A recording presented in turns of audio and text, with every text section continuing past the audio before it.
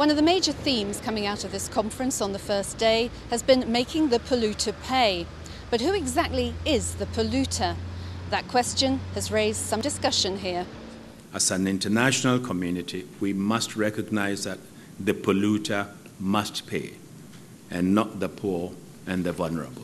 There were heads of multinationals here prepared to hold their hands up. I'm one of the guilty people who owns airlines, and airlines, do a lot of damage.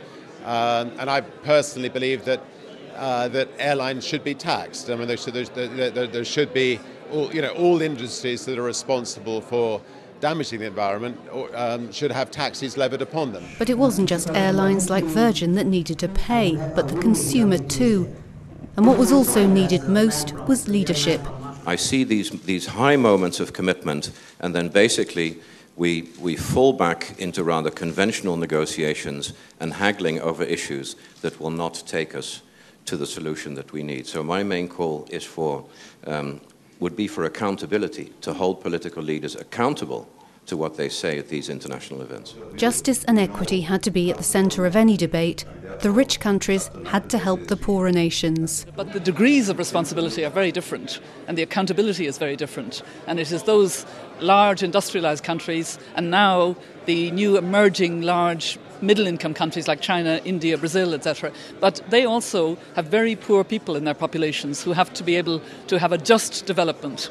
So the issues are complex, but the responsibility is, I think, a global one. I think it is for all of us, but it is differentiated.